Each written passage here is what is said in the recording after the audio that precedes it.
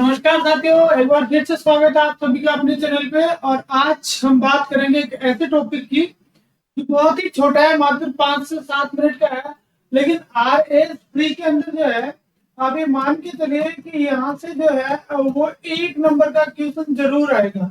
देखिए, अपना जो RS प्री का सिलेबस है, उस सिलेबस के अंदर दो अपने को इंडेक्स दे रखे हैं। एक HDI दे रखा है और दूसरा जो इंडेक्स दे रखा है वो दे रखा है आपको हैप्पीनेस। ठीक है, एक HDI इंडेक्स और एक हैप्पीनेस है। उन्होंने मेंशन कर दिया इस चीज को कि इन दोनों में से ही एक ना एक आएगा, और एक बार हैप्पीनेस आता है, एक बार HDI आता है। तो पिछली बार हैप्पीनेस पूछा गया तो निश्चित रूप से अब की बार आप मान के चलिए कि HDI आएगा। तो यहाँ से हम जो है वो इस एक क्वेश्चन को जो है अगले 5 से 10 मिनट में क्लियर कर लेंगे। इसके साथ साथ अगले जो क्लास होगी उसमें हम हैप्पीनेस इंडेक्स को भी पढ़ लेंगे, ताकि अगर वो रिपीट होता है तो फिर वहां भी अपने को दिक्कत नहीं है। और इसके साथ साथ इनके जो नोट्स जो मैं आपको पढ़ा रहा हूँ वो हमारे Telegram channel dream RS official पे जो है वो PDF फॉर्मेट में उपलब्ध है। आप वहां से इनको डाउनलोड करके भी पढ़ सकते हैं। तो हम शुरुआत करते हैं आज के अपने टॉपिक की, human development index. Human development index short में बोलते हैं HDI। तो देखिए, HDI की जो रिपोर्ट है ये 2024 की रिपोर्ट है। और आपको सबसे पहली चीज तो ये ध्यान रखनी है कि ये जो रिपोर्ट है, इस रिपोर्ट का जो शीर्षक है वो क्या है। सबसे मेन क्वेश्चन जो पूछा जाने योग्य है वो यहीं से स्टार्ट हो जाता है अपने पहले की स्लाइड से, कि ये जो रिपोर्ट आई, इस रिपोर्ट का शीर्षक क्या है।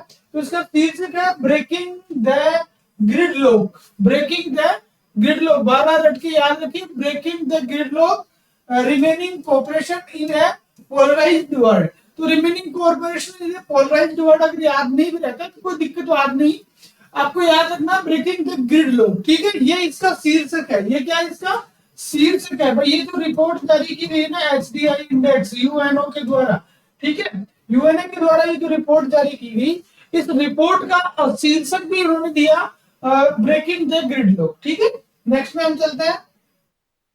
सबसे पहले हम मानव विकास सूचकांक HDI ह्यूमन डेवलपमेंट इंडेक्स जो है उसके बारे में बेसिक सी बातें सीखते हैं कि बेसिक सी चीजें क्या है। तो ये जो HDI है वो UNDP के द्वारा संयुक्त राष्ट्र विकास कार्यक्रम के द्वारा जो है वो जारी की जाती है। और अभी हाल ही में इसको जारी किया गया है।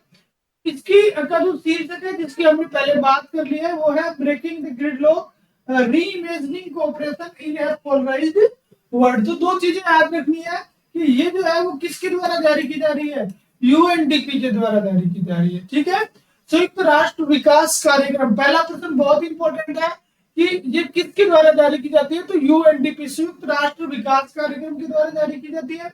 और शीर्षक है ब्रेकिंग द ग्रिडलॉक। अगले अगर हम बात करें तो HDI जो है इसका सबसे पहला प्रकाशन जो है वो प्रथम सूचकांक जो है 1990 में इसका जारी किया गया था। और आपको यह भी ध्यान रखना है कि ये जो 1990 में जब इसका सूचकांक जारी किया गया था तो जापान जो है वो इसमें क्या रहा था, फर्स्ट रहा था। फर्स्ट रैंक किसकी आई थी, जापान की आई थी। भाई याद रखने वाली चीज है, उस समय जापान क्या रहा, ऊपर रहा था। और भारत की जो रैंक थी, भारत का जो स्टेटस था, भारत का जो मान था 0.434 रहा था। तो ये 90 वाली चीजें अभी पूछे जाने वाली बात नहीं है, लेकिन फिर भी हमें पहली रिपोर्ट के बारे में थोड़ा सा जानकारी होनी चाहिए। आगे अगर हम इस रिपोर्ट की बात करें तो ये रिपोर्ट जो है इसको लागू करने के अंदर जो विशेष रूप से योगदान दो वैज्ञानिकों का रहा। पहले वैज्ञानिक थे तो अर्थशास्त्री थे महबूब उल हक। महबूब उल हक जो है वो कहाँ के थे, पाकिस्तान के थे। नाम याद रखना, महबूब उल हक पाकिस्तान के अर्थशास्त्री थे जिनका विशेष तौर से योगदान रहा। और दूसरा योगदान भारतीय थे अमर्त्य सेन।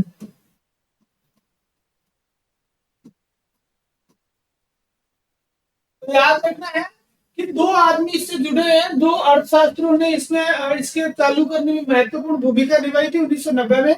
तो एक तो थे महबूब हक जो पाकिस्तान के थे, और दूसरे थे अमर्त्य सेन। और ये अमर्त्य सेन कहाँ के थे, अपने भारतीय थे। तो भारत वाले हैं इसलिए ज्यादा इंपॉर्टेंट हो जाता है। महबूब उल हक को नहीं भी पूछा जाए, भारत वालों को जरूर पूछे जाने की संभावना नेक्स्ट में हम चलते हैं। अगला है मानव विकास सूचकांक के संकेतक। भाई ये जो सूचकांक जारी किया जाता है, इस सूचकांक को जारी करने का आधार क्या है, उसके इंडिकेटर्स क्या है, इसके संकेतक क्या है। तो आपको यहाँ पे ध्यान रखना है कि इसके तीन संकेतक है, तीन डायमेंशन इसके जो है वो है। हमें यहाँ पे याद रखना है, एक तो जीवन प्रत्याशा,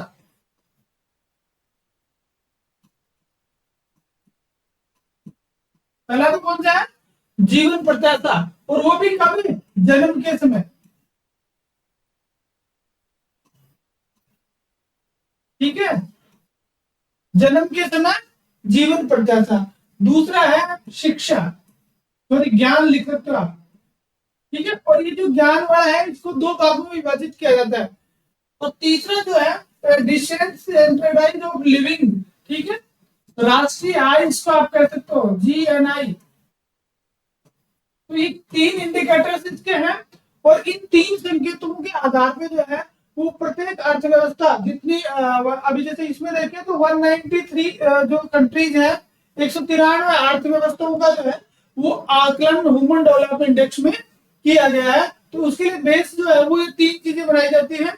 अगर हम इनके लिए एक गणितीय सूत्र बनता है, HDI का ह्यूमन डेवलपमेंट इंडेक्स का एक गणितीय सूत्र बनता है। वो कौन सा बनता है, जैसे लॉन्ग एंड हेल्थी लाइफ के लिए है लाइफ एक्सटेंसी ऑन बर्थ। तो इसके लिए हमें एक शब्द यूज कर सकते हैं LEI, LEI। दूसरा है नॉलेज, और नॉलेज के लिए आता है EI, एजुकेशन इंडेक्स, ठीक है, तो EI। और तीसरा अपना है decent standard of living, decent standard of living, इसके लिए आता है GNI, पर कैपिटा इनकम के साथ इसको लिया जाता है, तो GNI। तो आपको यहाँ पे याद रखना है कि अगर इसका सूत्र पूछा जाता है, HDI का ये सूत्र पूछा जाता है, तो ये सूत्र याद रखिए LEI लाइफ एक्सटेंसी इंडेक्स, EI ठीक है एजुकेशन इंडेक्स, और GNI, ठीक है। तो LEI, EI और GNI ये इसका क्या हो गया, फॉर्मूला हो गया, इसका सूत्र हो गया। तो आपको ये भी पूछा जा सकता है कि किस कौन जारी करता है, तो UNO जारी, UNDP जो है इसको जारी करता है। सबसे पहले 1990 में जारी की गई, महबूब अल हक और अमर्त्य सेन जो है उनका विशेष योगदान रहा। इसको जारी करने के लिए तीन इंडिकेटर्स होते हैं, वो तीनों इंडिकेटर्स हमने देख लिए, और इसके लिए एक सूत्र बनता है, एक फॉर्मूला बनता है, वो है HDI बराबर LEI EI इंटू GNI, ठीक है। तो ये तो अगली बेसिक सी बात है। अब देखते हैं हमने जो पीछे इंडेक्स के कि उसमें कौन कौन से इंडिकेटर्स थे। तो पहला इंडिकेटर था अपना जन्म के समय जीवन प्रत्याशा।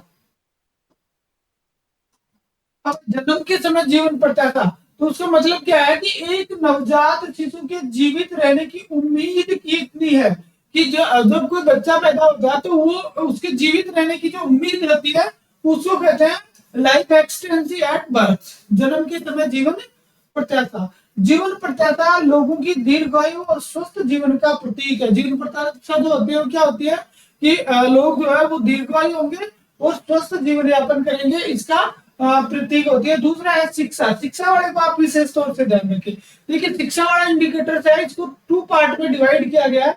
एक है स्कूल शिक्षा के औसत वर्ष, और दूसरा है स्कूल शिक्षा के अपेक्षित वर्ष। एक स्कूल शिक्षा के औसत वर्ष और दूसरा है स्कूल शिक्षा के अपेक्षित वर्ष। तो औसत वर्ष में तो क्या होता है कि 25 वर्ष की आयु तक एक वयस्क द्वारा स्कूल में बिताए गए वर्षों की संख्या, कि 25 साल की उम्र तक एक जो वयस्क व्यक्ति है उसने स्कूल में कितने दिन बिताए, उसकी संख्या जो है वो क्या कहलाती है, स्कूल शिक्षा के औसत वर्ष कहलाती है। ये तो होगी पहली चीज। दूसरा स्कूल शिक्षा के अपेक्षित वर्ष, कि किसी देश में जन्म लेने वाले बच्चे को अपने जीवन काल के दौरान स्कूल शिक्षा में कुल कितने वर्ष प्राप्त होने की उम्मीद होती है। भाई पहला जो इंडिकेटर है ना वो तो ये कहता है कि वास्तव में कितने वर्ष बताए, तो दूसरा इंडिकेटर ये कहता है कि उम्मीद कितनी है कि कोई किसी देश में कोई बच्चा जन्म लेगा तो वो कितने वर्ष तक जो है वो स्कूल में व्यतीत करेगा। और तीसरा सकल राष्ट्रीय आय, ठीक है। तो इसमें प्रति व्यक्ति GNI नामक संकेतक का उपयोग करके इसको मापा जाता है, कि पर कैपिटा जो इनकम है उसके आधार पर इसको मापा जाता है। आय सूचकांक किसी देश में रहने वाले लोगों के जीवन स्तर को दर्शाता है। और ये जो इनकम जो सूचकांक है वो क्या बताता है कि किसी देश के जो लोग हैं उनका जो लिविंग स्टैंडर्ड क्या है, उनका जो जीवन का स्तर क्या है। तो जिसके पास ज्यादा पैसे हैं वो अच्छा जीवन यापन कर रहा है, जिसके पास कम पैसे हैं वो अच्छा जीवन यापन नहीं कर रहा है। तो जो सकल राष्ट्रीय आय है वो व्यक्ति के जीवन स्तर को प्रदर्शित करती है। ठीक है, तो ये 3 इंडिकेटर हो गए मानव विकास सूचकांक के, ये 3 इंडिकेटर हो गए। पहले भी हमने जो है इसके ऊपर बात कर ली है।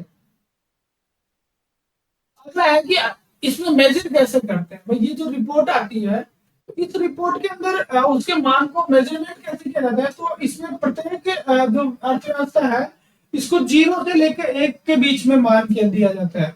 यानी 1 से 10 में ये ध्यान रखना है, 0 से 1 मोस्ट चीज है। आपके पास स्टेटमेंट बना हुआ आएगा, 4 स्टेटमेंट आएंगे, एक ये स्टेटमेंट भी आ सकता है। क्योंकि आप RS प्री की तैयारी कर रहे हो, राजस्थान की सबसे बड़ी सिविल सर्विस की आप तैयारी कर रहे हो, तो आप ये नहीं सोचे कि आपसे सीधा पूछ लिया जाएगा कि कौन सी रैंक है, वो तो हर कोई याद कर लेगा। आपको इसके अंदर से 4 स्टेटमेंट दिए जाएंगे और ये पूछेगा कि इसमें से गलत कौन सा है। तो आप जो है इसका पूरी तरह से अध्ययन करें। एक नंबर एक जो क्वेश्चन है वो यहाँ से आपका पक्का सही हो जाएगा। ये सूचकांक उनके प्रदर्शन के अनुसार उनको 4 श्रेणियों में वर्गीकृत करता है। देखो उसमें क्या होता है कि प्रत्येक जो अर्थव्यवस्था है, इकोनॉमी है, नेशन है, कंट्री है, उसको क्या करते हैं कि 0 से 1 के बीच मार्किंग करते हैं। और उन्होंने जो अचीवमेंट किया है, उन्होंने जो मार्क्स ऑब्टेनेट किए हैं, उन नंबर के आधार पर उनको क्या किया जाता है, उनको अलग अलग 4 कैटेगरी में डिवाइड किया जाता है। अब वो 4 कैटेगरी कौन सी है और उनके कितने मार्क्स में डिवाइड किया जाता है, भाई किस कैटेगरी में कौन सा आएगा, ये सारी चीजें जो है आपको याद होनी चाहिए। तो सबसे पहले देखते हैं वर्गीकरण को। तो पहले आता है अति उच्च, ठीक है, सबसे हाई। फिर उसके बाद में सेकंड आता है उच्च मानव विकास, फिर आता है मध्यम और उसके बाद में आता है निम्न। तो 4 कैटेगरी होगी। अब अपना रैंक कहां से स्टार्ट होती है, तो देखिए अति उच्च कहां आएगा, जो 0.800 से ऊपर होगा। यानी किसी के अपन सीधा सा देखें तो 800 से ज्यादा है तो वो तो हो गया हायर। अगर कोई 0.700 से 0.7 यानी 7 से 0.7 से 0.8 होगा, कोई जो है 0.7 से 0.8 होगा, तो वो किस में आएगा, उच्च मानव विकास में आएगा।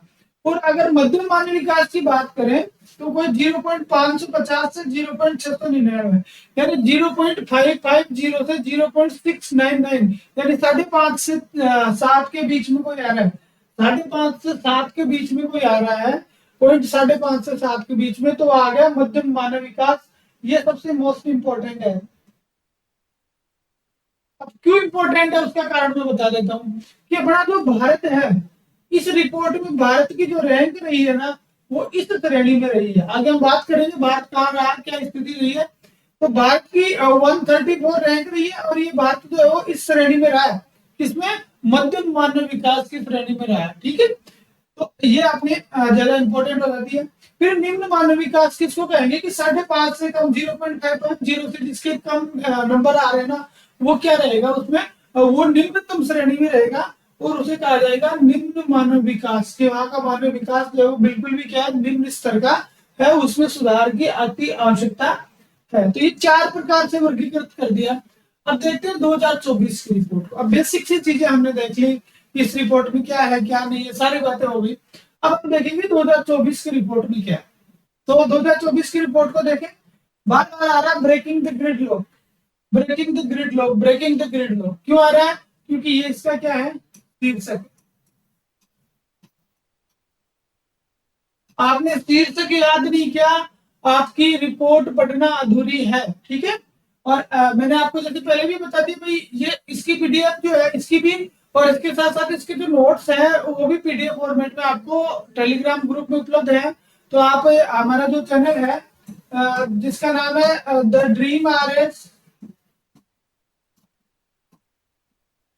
ऑफिशियल, ये टेलीग्राम ग्रुप है, आप इसको जो है वो ज्वाइन कर सकते हैं। इसका डिस्क्रिप्शन में आपको लिंक भी मिल यहाँ पे दिया हुआ है।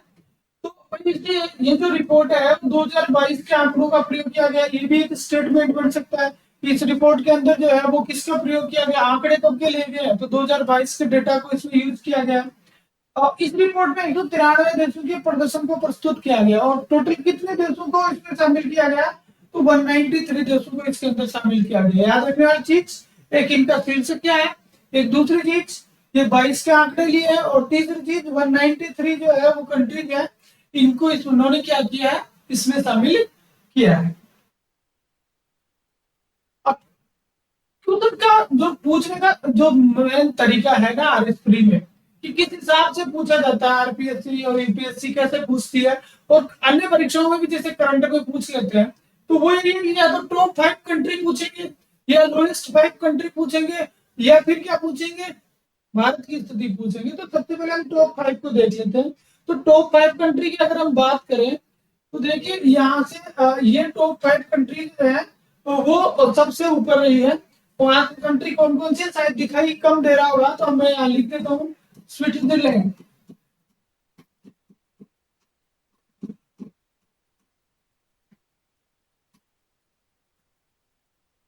दूसरा रहा है नॉर्वे।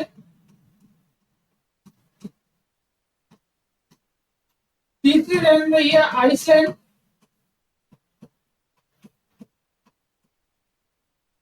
चौथी जो रैंक है वो इसमें रही है हांगकांग। और पांचवी रैंक जो है वो रही है किसकी, डेनमार्क की। तो आप सिर्फ ये 5 याद रख लें।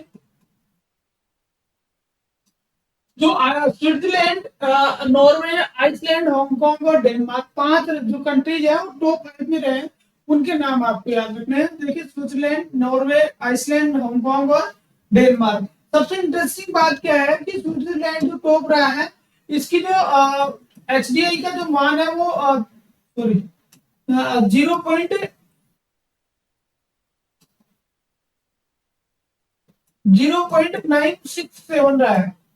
ठीक है, इसका 0.966 रहा है।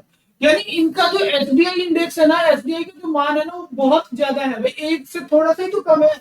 0.97 और 0.966 रहा है, दो का याद रख लो। पांचों के नाम याद रखने हैं, स्विट्जरलैंड, नॉर्वे, आइसलैंड, उसके बाद में हांगकांग और डेनमार्क। तो ये हो गए टॉप 5 कंट्रीज हो गए।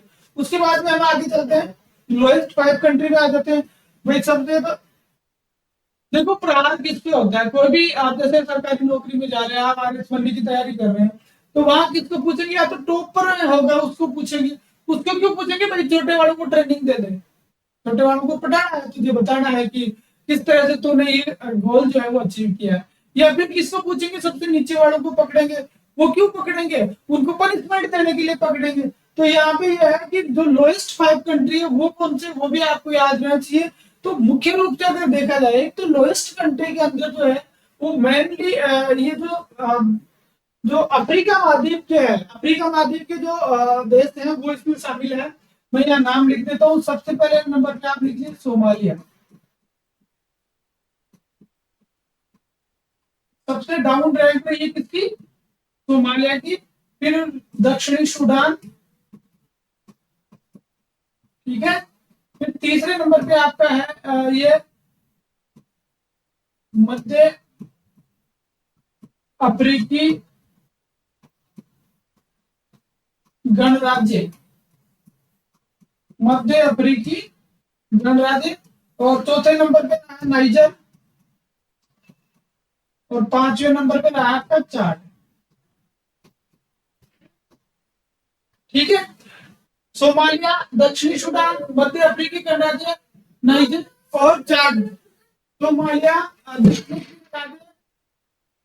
दक्षिणी सूडान, मध्य अफ्रीका, नाइजर और चाड, ये जो 5 राष्ट्र याद रखने, ये निम्नतम है और वो टॉपर है। अब इसकी अगर देखिए यहाँ पे आप रैंकिंग देखिए, वहां आइसलैंड जो है, ये स्विट्जरलैंड है, उसकी 967 थी। तो और यहाँ पे क्या स्थिति है, सोमालिया की 0.380।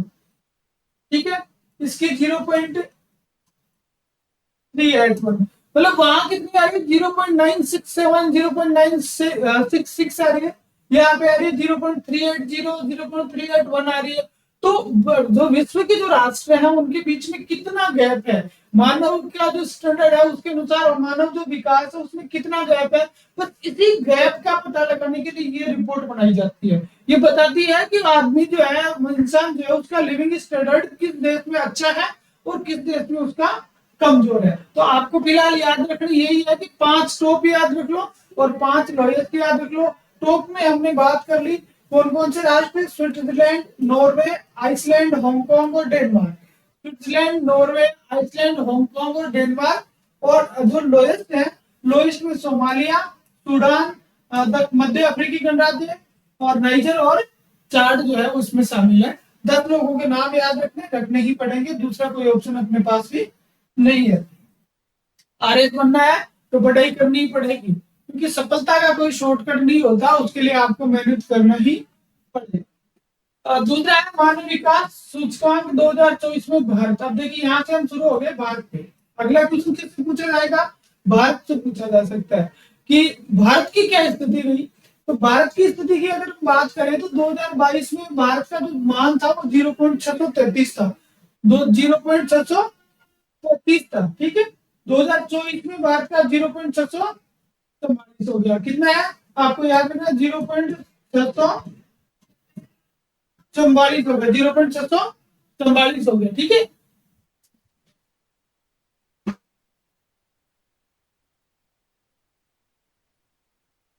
उसके बाद में देखिए तो भारत के 193 देशों में 134वें स्थान पे रहा। आपको ये भी पता होना चाहिए 134 रैंक जो है वो भारत की क्या रही है?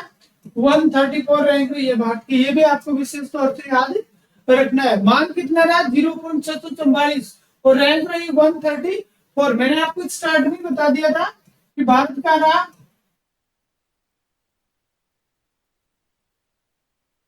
मध्यम मानव विकास। भारत की जो श्रेणी रही है वो कौन सी रही है? मध्यम मानव विकास वाली श्रेणी में रही है। मध्यम मानव विकास की श्रेणी का मान क्या था? 6 से 7, 0.6